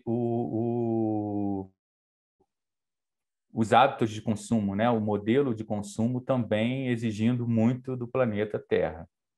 Então, a gente está modificando e vai continuar modificando, a população vai continuar crescendo. Parece, né? Alguns especialistas aí falam que a gente vai continuar crescendo até 2050, provavelmente, chegando talvez a 10 bilhões de pessoas, 12 bilhões de pessoas. E o que vai sobrar, né? Se a gente olhar para o Cerrado, a história de devastação do Cerrado, não sei quantos de vocês são daqui do Cerrado, eu sou da Mata Atlântica, que teve destruição nos últimos 500 anos, que é muito recente, mas o Cerrado, mais recente ainda, né? Nos últimos 40 anos, o Cerrado foi embora. A Amazônia a gente está começando a ver, daqui a pouco vai embora. As florestas do Bornéu, da Indonésia, na década de 90, elas tinham 90% de cobertura e, de repente, bluf, foi embora. Hoje resta, sei lá, 10% daquelas florestas lá da Indonésia e do Bornéu. E assim a gente está mudando toda a superfície da Terra, né? Onde que a gente vai parar? É difícil saber. Com certeza, a gente está acelerando a nossa própria extinção, né? A gente está mudando tanto o planeta Terra, a gente pode, talvez, e é uma das coisas até que eu queria, depois recomendar um texto para vocês, de repente mostrar um slide aqui, qual é o futuro, né, do planeta? Qual é o futuro da conservação da biodiversidade no planeta? É difícil fazer, né, previsões e futurologia. Pode ser que a tecnologia ajude um pouquinho a gente a esticar um pouco mais isso, ter uma vida com muito pouca natureza, né? Mas a tecnologia depois pode ajudar a gente, como já ajuda muito, né? Isso é muito positivo. Pode esticar um pouco mais a sobrevivência da espécie humana no planeta Terra. Tem o pessoal que investe muito em corrida espacial, mas é muito mais especulação, é muito mais ficção, é muito mais procurar uma saída para a salvação do que, de fato, salvar o planeta que a gente está aqui, né? Então, eu não acredito que a gente vai conseguir conquistar Marte ou ter uma colônia espacial em tempo ainda da gente levar boa parte da população ou algum remanescente da população, e a diversidade na vida da Terra vai ter uma grande mudança, e junto com essa diversidade na vida da Terra, a gente vai. Se vai ser daqui a 500, ou daqui a 1.000 anos, ou daqui a 2.000 anos, o que vai sobrar de diversidade da vida, de natureza, do que a gente aprecia, do que a gente gosta de ver, não sei, mas olhando para essas 5 extinções em massa que tiveram, a gente está vivendo um período que pode ser um recorte no tempo muito curto. Então, se a gente teve recorte no tempo, se os dinossauros demoraram talvez 300.000 anos para serem extintos, ou 100.000 anos, ou 50.000 anos, provavelmente a gente, ser humano, vai estar aqui em 20, em 10, em 5.000 anos, extinguindo uma boa parte da diversidade da vida na Terra, né? E isso pode ser, como eu disse, daqui a 500, daqui a 1.000, daqui a 2.000 anos, provavelmente, eu acredito que a gente vai estar vivendo numa situação, a gente enquanto ser humano, uma situação muito, muito depauperada, muito pobre, e se a gente estiver sobrevivendo, né? Do jeito que o negócio está, eu não daria muito mais do que... Difícil, mas aí é chute, não é ciência. Não daria muito mais do que 5 ou 10.000 anos para a gente nesse planeta, não. Mas chutando totalmente, tá? Parabéns pelo seu Obrigado. otimismo, André. Parabéns pelo otimismo. 5.000 anos é muito otimista. Obrigada. Eu acho também. Eu acho que daqui a 500 ou 1.000 anos o negócio vai estar muito brabo, assim. Eu acho que a gente talvez passe por um gargalo, né? Tem um renascimento, uma coisa muito bonita acontecendo, mas a gente vê a vacina, essa pandemia, né? Tanta pandemia, tanta coisa que a gente já passou e que o ser humano parece que só piora em termos de tendência de onde está indo a nossa concepção em relação à natureza e com quem que a gente quer compartilhar esse planeta, né? Então, eu concordo com você, Marco. Eu acho que 1.000 anos já é otimismo demais. 5.000 anos, o que a gente vai querer ser, né? Quando crescer, o que a gente vai querer ser daqui a 300 anos? Obrigada, professor. Agora eu passo a palavra para o Nicolas Gomes. Olá, André, tudo bom? Obrigado aí pela sua palestra. Fico bem animado com essas coisas que você trouxe. Animado, mas também preocupado, né? Eu queria trazer uma reflexão que eu fiquei aqui pensando, porque essa questão da extinção em massa também tem muito relação com a sua pergunta anterior, que você vai repetir um pouco, talvez fique repetitiva a pergunta. É o seguinte, que às vezes a gente analisa, né, a extinção em massa muito por espécies, né? E por indivíduos, né? E existe uma relação, né, entre as espécies, né? Às vezes existem espécies que, diminuindo, começam a mexer em toda uma cadeia de outras espécies, né? É que nem a questão da resiliência de uma floresta, né? Existe um ponto que a floresta não volta mais, que ela morre sozinha, né? Então, esse ponto da resiliência, né? Que é uma coisa holística, né? Uma rede conectada, né? Então, eu queria ouvir um pouco sobre isso e saber também se essa sua previsão levou em conta isso, né? Que existe esse sistema, né? E que o ser humano ele está se colocando nesse sistema muito desequilibradamente, né? E esse nível de população crescendo é um alarme constante, né? Falando que, nossa, a gente literalmente não sabe viver com, né? A gente vive contra, né? Então, é uma coisa ou outra, né? É isso. Também sem querer me delongar muito aí. Muito obrigado por todas as suas colocações. Ah, e uma última provocação, André, que eu estou lendo Capra e ele me traz umas coisas muito legais que ele foi trazendo assim como que a física, né, foi mudando de ideia, reconhecendo seus erros ao longo do tempo. Eu queria saber se você tem algum exemplo também da ecologia e da biologia de admitir esses erros de ciência ao longo do tempo. Não, só pergunta boa, né? É, esses limiares são motivo de muita pesquisa, assim, né? Tem um grupo super bom em São Paulo, que estuda ecologia da paisagem, né? Entendendo a Mata Atlântica, historicamente o pessoal falava, tem 5%, 4%, 7% de Mata Atlântica, aí melhoraram as imagens de satélite ou os satélites, né, e a forma de analisar. Não, hoje a gente sabe que a Mata Atlântica tem entre 12% e 20%, alguma coisa assim. Só que isso espalhado, se a gente olhar o Nordeste, já está muito mais devastado, né? São Paulo ainda tem um pouco, Minas, vários pedacinhos espalhados e tal. Aí esse pessoal, o pessoal da Ecologia da Paisagem, que tem esse grupo super bom lá, fica pensando e tentando modelar justamente esse fluxo das populações, né, que a gente começa a dividir em metapopulações, grupinhos de populações que se extinguem aqui, se colonizam e tal, e os serviços ecossistêmicos também. Qual é o limiar onde isso vai quebrar e não tem mais ponto para voltar, né? Então, esse pessoal na Mata Atlântica, para algumas paisagens em São Paulo, e aí não dá para falar que a paisagem da Mata Atlântica em São Paulo vai se comportar de uma mesma forma que a Mata Atlântica na Bahia, por exemplo,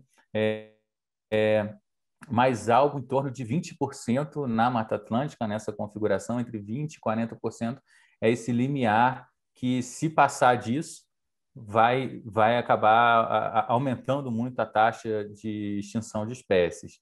Mas isso depende muito aonde esses pedacinhos são, qual é a configuração desses pedaços e a composição, o tamanho e o que tem entre esses pedaços de Mata Atlântica lá, né? E aí a gente tem, depois eu quero mostrar, se vocês me permitirem, mais uns 5, 10 slidezinhos para ilustrar alguma dessas coisas. Massa. Que essas interações são muito complexas. Eu não sei se o José Luiz falou para vocês, provavelmente ele falou que ele adora esse vídeo, que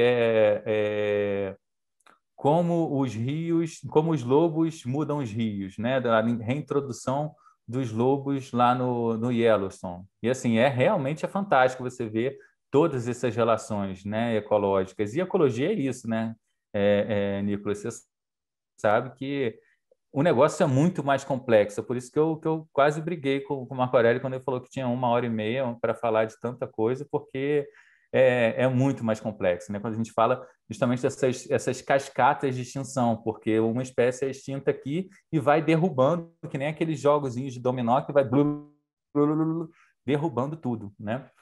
E acho que a ecologia ainda está se afirmando como ciência, e difícil essa sua pergunta, assim, né? Porque a biologia vem se afirmando como ciência para conseguir, inclusive, se separar, falar que é diferente da física, que é outra coisa, é outro tipo de pensamento, é outra abordagem, que muitas vezes não são todas as leis da física que vão se aplicar nos sistemas vivos. Então, a biologia em si é muito recente, né? E vem conseguindo conquistar uma autonomia frente à física, e a biologia tem essa origem nas ciências da natureza, né? Nas ciências exatas, e vem se consolidando muito fortemente com isso. Mas quando a gente olha a ecologia tem uma relação muito forte com outras áreas, né? Se a gente olha, e o Zé Luiz também deve ter falado isso hoje para vocês, um cara que eu não falei aqui, estava nos meus 30 slides que eu não mostrei, um cara que foi pai da ecologia é o Humboldt, né? O Humboldt era um cara que viajava e que olhava para as paisagens com um olhar científico também, ele adorava medir as temperaturas e as coisas, mas ele também tinha um olhar de apreciação, né, de deleite da natureza, uma relação mais amorosa, que não tem a ver com as ciências exatas necessariamente, né? Só que a ecologia foi evoluindo, a biologia e a ecologia, para se afirmar cada vez mais e ter que se afirmar utilizando alguns instrumentos, né, ou vários das ciências exatas e se firmando como uma ciência exata que você coleta dados, que você testa hipóteses, que você consegue refutar ou corroborar essas hipóteses com base em matemática, com base em estatística. E a ecologia, eu sou do departamento de ecologia, mas eu namoro muito mais com o Centro de Desenvolvimento Sustentável, por exemplo, da UNB, né, com outras áreas do conhecimento mais inter, multi e transdisciplinares, principalmente, para conseguir trabalhar com o que eu trabalho e atingir o fim que eu quero, que é preservar a natureza, trabalhar para a conservação da natureza, para a sensibilização das pessoas para isso, um diálogo muito mais multitransdisciplinar do que disciplinar da ecologia. Então, eu acho que a ecologia, tentando responder a sua pergunta, a ecologia enquanto ciência, ela tem caminhado num passado bem recente para se afirmar enquanto uma ciência de entender as relações entre os fatores e os organismos, por meio de instrumentos das ciências exatas, e talvez esteja perdendo um pouco da essência dessa outra visão que o Humboldt trazia lá atrás, de entender a beleza da natureza, né? E como a gente pode cultivar isso com outras formas de conhecimento, com outras formas de ciência.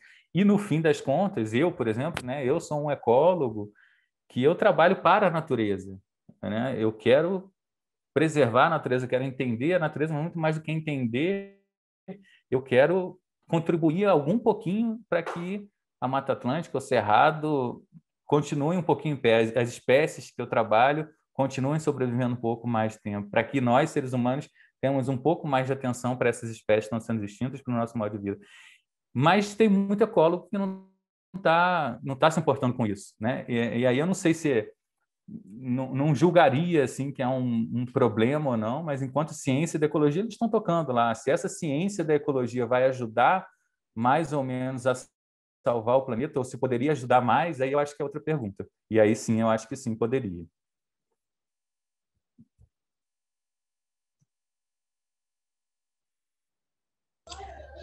Professor, obrigada. Como você deseja prosseguir e mostrar os slides, a gente tem 3 inscritos para perguntas.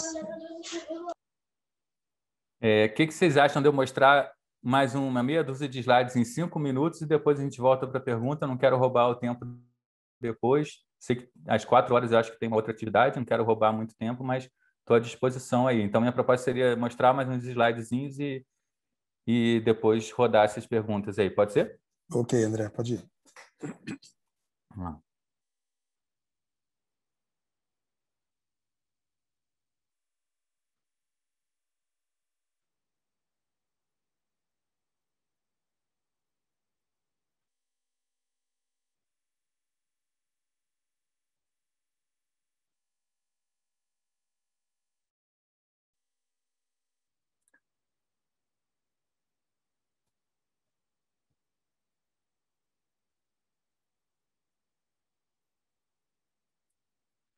Só para falar um pouquinho das teias tróficas, né?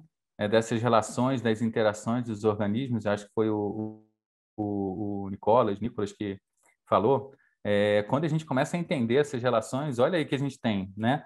Nessa representação de um campo, de um ecossistema campestre no Reino Unido, a gente tem as espécies basais representadas em laranja, esse tom laranja mais avermelhado embaixo, são os produtores. A gente tem as espécies intermediárias em laranja e as espécies topo em amarelo, né? Então, são relações tróficas, os produtores, algumas espécies de capim, algumas espécies de herbívoros, de insetinhos herbívoros que estão ali, e outros insetos, talvez algumas aves e pequenos mamíferos consumindo esses bichos em cima, né? Olha poucas espécies, relativamente poucas espécies, cada bolinha dessa é uma espécie, não é tanta coisa assim, mas quantas interações ecológicas a gente tem, né? Já aparece bastante coisa, né? Só que vamos olhar um pouco mais para a realidade da biodiversidade. Olha como é que é uma floresta tropical em Porto Rico. E aí, se a gente tira uma bolinha dessa, o que acontece? Né? Uma bolinha dessa, a gente está falando de uma espécie que está evoluindo nesse planeta há algumas centenas de milhares de anos. É isso que representa uma bolinha dessa que está aí, né? Ou alguns milhões de anos. E essa bolinha está coevoluindo com uma série de outras bolinhas, né? E tem interações ecológicas com uma série de outras bolinhas. E aí tem toda uma discussão na ecologia se você tira uma, o quanto que elas são funcionalmente equivalentes ou não. E os estudos têm mostrado que elas não são funcionalmente equivalentes, ou seja, você tira uma, vai fazer diferença para uma série de outras bolinhas, uma série de outras espécies, né? E aí, essa pergunta foi super importante para a gente olhar para isso, né? Para essa complexidade da teia da vida, essa complexidade da diversidade biológica, né? E isso é um momento agora, é uma foto instantânea do que está acontecendo numa floresta tropical, num pedacinho de floresta tropical no Reino Unido. A gente não está olhando para a história evolutiva de cada uma dessas bolinhas, das mudanças que podem acontecer amanhã, que aconteceram ontem. Então, de fato, é algo bem mais complexo. E a gente está olhando para essas espécies aí, vermelhinhas, laranjas, amarelas, espécies de vida livre. Quantas espécies de parasitas a gente habitam dentro da gente? Quantas espécies de vírus que podem fazer ou não podem fazer mal, né? E aí esse outro aqui, a gente está vendo um outro ecossistema simples e cada bolinha dessa amarela são espécies associadas às bolinhas vermelhas, que são espécies que têm parasitas, que têm uma relação não de vida livre. Aqui, essa outra ilustração mostra bem a relação, por exemplo, né, dos salmões presentes ou não numa determinada região e como isso vai alterar a ecologia dos ursos, que vai alterar a disponibilidade de nutrientes das carcaças desses salmões nessas florestas de pinheiro, que vai alterar os nutrientes do solo, que vai alterar a palatabilidade de quanto essas plantas crescem, quanto elas são palatáveis para outras espécies, como os álceos aí. Então, a gente tem uma relação muito grande da biota com os nutrientes e toda essa mudança no ecossistema. Deixa eu ver se tem mais algumas coisinhas aqui. Então, a gente tem espécies que são mais comuns e pouco a gente conhece, né? Aí já começa a entrar nos bichos que eu trabalho. Cachorro do mato. Esse é um bicho super legal, né? E a nossa começa a entrar nessa relação também que a gente tem com a natureza, né? A gente vê um bicho desse na natureza, a gente fica super empolgado, né? Pô, vi um cachorro do mato, olha que massa. E de fato é massa, é muito massa, né? Um bicho que tem uma distribuição geográfica ampla, mas olha aqui, ó, o habitat dele é generalista e flexível, ele ocupa vários biomas brasileiros, né? Tem um papel super importante na dieta, né? Esses são outros conceitos, né? Para voltar ao título lá da aula, são conceitos muito básicos em ecologia: distribuição geográfica, habitat, dieta, né? E espécies aí. E o cachorro do mato é muito parecido com outro bichinho, que às vezes a gente nem tem noção, né? Que é esse que está aí no meio, que é a raposinha do campo ou raposinha do cerrado, que é uma espécie endêmica do cerrado.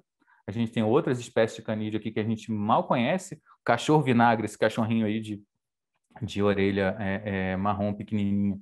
É um bicho raríssimo, é um bicho que está em franco risco de extinção, ele vai sumir do planeta Terra daqui a pouquinho.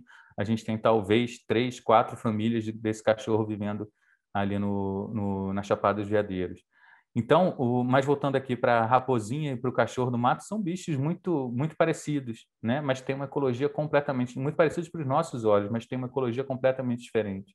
Aí dá para ver o ciclo de reprodução dele. Então, lembrando, né? Cada fase do organismo na natureza obedece ou está de acordo com os recursos, com as pressões, com os fatores ambientais Então, tem a fase em que os bichos estão acasalando, tem a fase de gestação, tem a fase de criação e cuidado parental, né, para aqueles bichos que têm cuidado parental, então, de dispersão, tudo isso é selecionado por essas pressões ambientais. Ah, tá. Então, resumindo, outra coisa que é importante aí, a definição de ecologia, uma definição hoje em dia bastante aceita de ecologia, né? A ecologia são esses processos que vão influenciar a distribuição e a abundância do organismo, a distribuição geográfica, onde ele está, onde ele não está e por que isso acontece, quantos são, quantos, né, mais abundantes ou menos abundantes, a interação entre esses organismos e a interação entre os organismos e a transformação do fluxo de energia e de matéria. Então, cada população, cada indivíduo está consumindo um tanto de energia, né, está consumindo um tanto de nutriente e está destinando esses nutrientes e fazendo um ciclo desse fluxo de energia, desse ponto 3 aí numa visão mais ecossistêmica, né? Deixa eu ver só se tem mais alguns slidezinhos. Pronto, isso daqui é onde eu queria chegar, não vai dar nem para chegar, né? Mas é o que eu falei com o Marco, que eu queria tocar. Qual o valor que a natureza tem, né? Para quem? Para os seres humanos e além dos seres humanos. Então, não vou entrar nisso agora também para deixar algum tempinho, mas a gente está vendo aí valores diretos, indiretos, valores de opção, valores de não uso, mas valores para quem, né? Para nós, seres humanos. Esse é o artigo que eu falei para vocês antes, citei na aula, que fala desse futuro da conservação, né? A gente deve proteger a natureza para melhorar o bem-estar do ser humano, e aí se mistura com outras agendas. Hoje em dia a gente tem muita agenda, né, das populações indígenas, quilombolas, que existe uma confusão entre essas agendas, entre proteção da natureza e ajuda, né, para essas populações que com certeza são desfavorecidas e desassistidas, mas será que a gente pode juntar isso na mesma agenda, né? Será que tudo bem a gente só criar unidades de conservação de uso sustentável? Será que a gente vai conseguir salvar a natureza assim? Ou será que a gente tem que proteger a natureza pensando no bem da própria natureza, no valor intrínseco da natureza, né? Será que a conservação precisa se afastar do capitalismo? E será que a gente precisa se afastar de uma economia baseada no crescimento? Será que a gente tem que pensar em estagnação, decrescimento? Qual o papel dos estados, da sociedade, das corporações e do próprio capitalismo para a conservação da natureza? A gente tem símbolos, pessoas que ainda se importam. Pronto. Com essas perguntas que você colocou aqui, a gente vai levar o curso inteiro para responder essas perguntas, porque é muito complexo, né? Tá. Para finalizar, esses 3 slides aí, né? A gente deve usar símbolos que as pessoas ainda se importam com a natureza e olha aí, puro capitalismo, né? Isso daqui é o programa que a gente coordena lá na Chapada para salvar essas espécies de extinção. Se vocês quiserem saber mais, acompanhe aí o site da Associação de Amigos do Parque da Chapada, a AVE, tá? E para quem se interessar nesse tema, acho que uma relação que tem muito forte aqui que eu quero tecer cada vez mais, queria estar fazendo esse curso com vocês, é a interpretação da natureza, né? Uma área de estudo minha é o ecoturismo e como, através do ecoturismo, o ecoturismo pode ser uma ferramenta de conservação. E um desses aspectos é a interpretação ambiental, como sensibilizar as pessoas para a beleza, para a complexidade da natureza. E a gente vai ter uma palestra de um parceiro lá da Espanha, no dia 30 de abril, no ciclo de palestras do LET, do CDS, e aí quem tiver mais interesse, segue aí também, e a gente se encontra lá. Pronto, acabei aqui, desculpa, Marco. Né, temos umas perguntas ainda? Temos sim. Com essas provocações, né? A gente fica para uma vida inteira. Eu passo a palavra para Gabriela, depois a Bruna.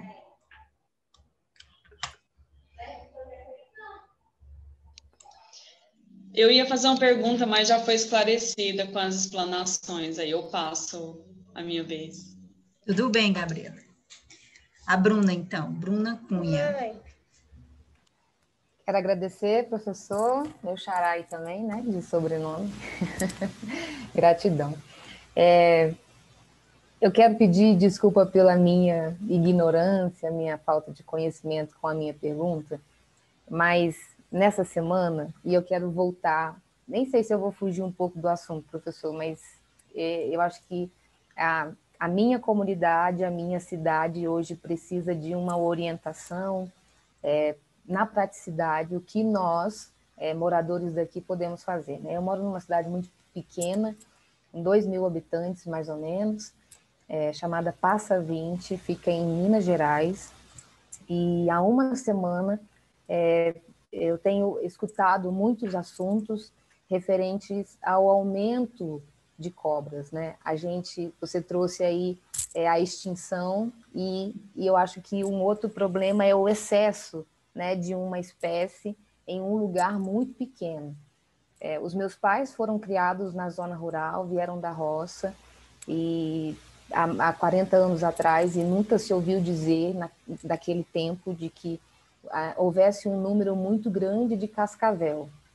Na última semana, houve, durante um dia, 7, 8 matanças de cobra dentro da cidade, né? Desse número muito grande, mas não é só na mata, é um número muito grande dentro da cidade, na casa das pessoas, no portão das pessoas, enfim.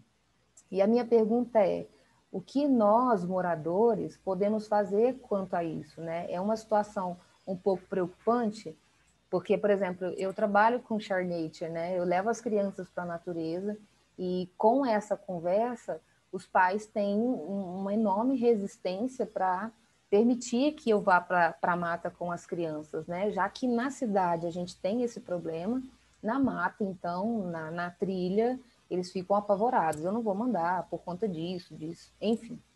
E essa é a minha pergunta, né? Eu não sei se eu estou fugindo um pouco do assunto, mas é um pedido de ajuda no sentido que nós, que todo mundo da cidade pode fazer para que isso não vire uma ameaça e não vire uma preocupação ainda maior. Enfim, gratidão, viu? Obrigado você pela pergunta, Xará. Pena que a gente tenha alguns parentes aí que não honram o nosso sobrenome, né? Mas, enfim, que bom que a gente é parente aí de algum nível. Cara, essa pergunta é muito difícil, assim, Bruno. Eu trabalhei na Mata Atlântica durante um tempo e em alguns trabalhos ali no Vale do Paraíba do Sul, a gente viu, não sei se é aí perto, já tem uns 10 anos ou mais, sabe? Tem uns 15 bem anos. próximo. Mas pronto, então.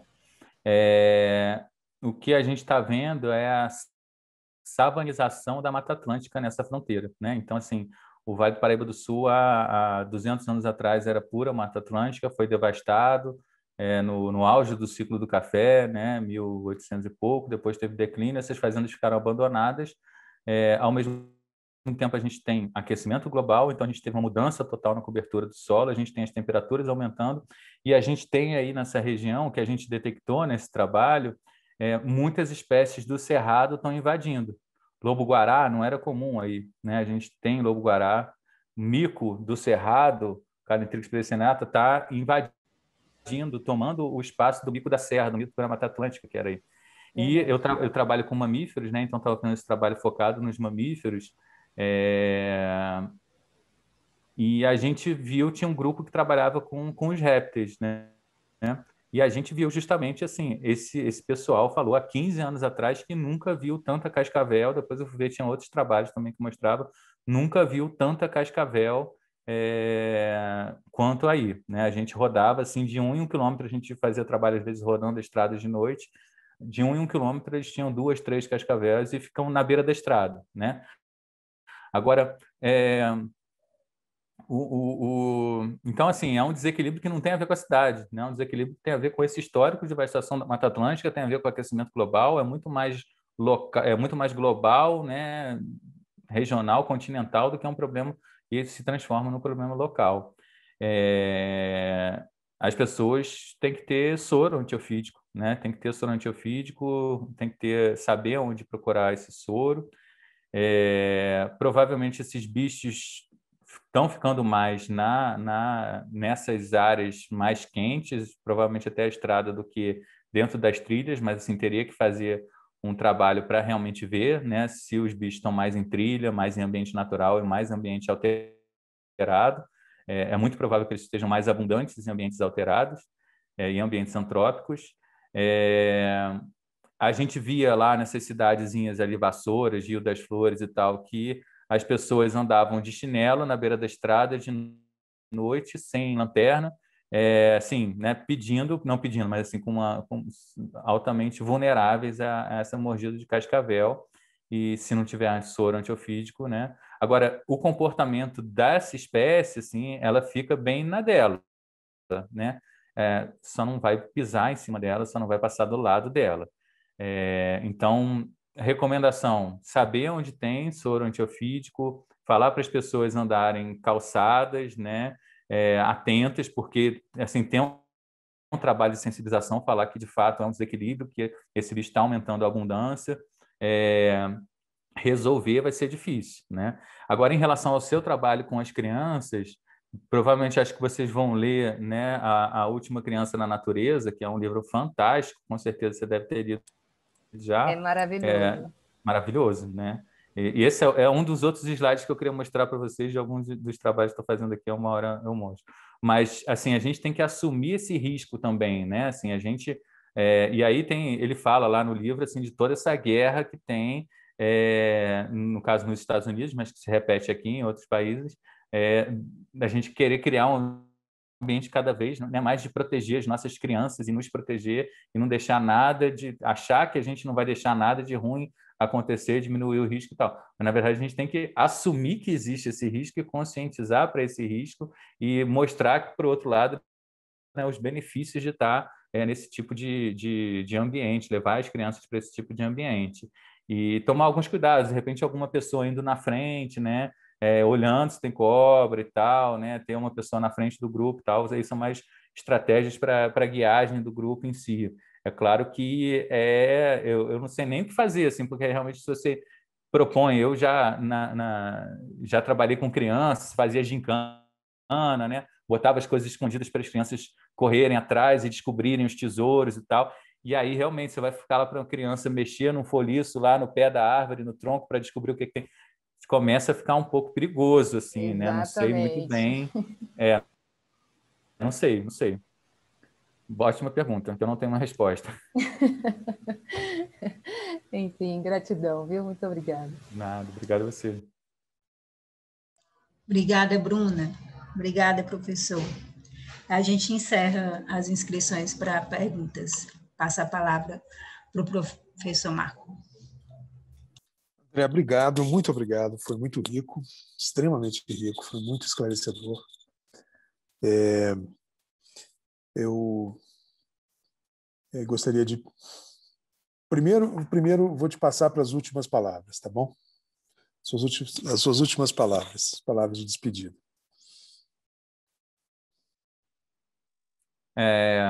Bom, como acho que deu para perceber, a ecologia é uma ciência muito complexa, né? A gente nem entrou num tema super importante que são a crise da biodiversidade, né? Quais são as causas da perda de biodiversidade, as estratégias para a conservação da biodiversidade. Eu acho que esses temas são super importantes de serem tratados, né? Numa turma como essa.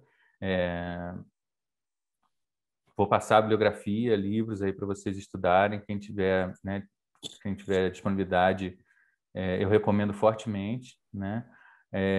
E mais ainda, assim, tem muitas relações. Eu estava falando, assim, eu queria fazer esse curso com vocês, né? Quem sabe eu vou buscar acompanhar algumas aulas, alguns módulos, porque eu tenho muito interesse dessa interação, né?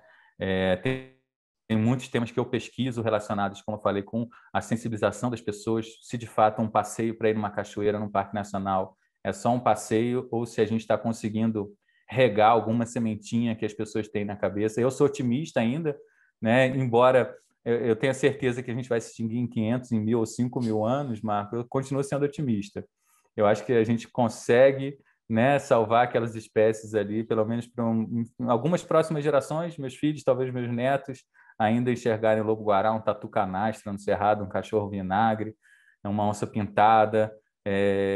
Então, eu vou continuar trabalhando para isso. E essa é uma outra grande área, né? Tanto a biologia da conservação, quanto o ecoturismo, a interface com a interpretação ambiental, que a gente sabe, por mais que a gente venha da ecologia e tal, que a gente precisa muito mais tocar o coração das pessoas, né? Fazer essas relações emotivas para que as pessoas se sensibilizem para a perda da biodiversidade, para a necessidade da gente olhar para os outros organismos aqui. Então, essa é uma área de trabalho minha, de estudo, de pesquisa, e que eu pretendo ter algumas relações. Então, tem muita coisa, eu fico à disposição, quem quiser aí, o Marco, o pessoal pode passar os meus contatos, às vezes o tempo é super corrido, mas a gente também procura alunos e alunas que queiram tratar desses temas, né, particularmente na pós-graduação, mestrado, doutorado, CDS. A gente está formulando, junto com algumas universidades da América Latina e da Europa, um curso de formação em ecoturismo, que vai ter essa relação com interpretação ambiental, mas também planejamento e gestão para o ecoturismo, um curso que a gente vai lançar no ano que vem. Então, também fica aí a propaganda, o hashtag fica a dica para isso, que eu acho que a gente vai se namorando, se encontrando, e agradecer muito, foi um prazer gigantesco, obrigado pelas perguntas, obrigado por ter esse espaço aqui, e tem muita coisa, educação física, nossa, tem muita coisa, gente, tem muita coisa aí que é legal, que tem muita relação, esse é só o começo. Agora obrigado, eu quero que você gente. escute, peço a todos os aprendizes que abram os microfones, você vai receber aqui a nossa energia e nosso desejo para você, André. Obrigado. Obrigada. Obrigada. Valeu, André. Gratidão, muito obrigada. Maravilhoso. Muito amor nessa vida.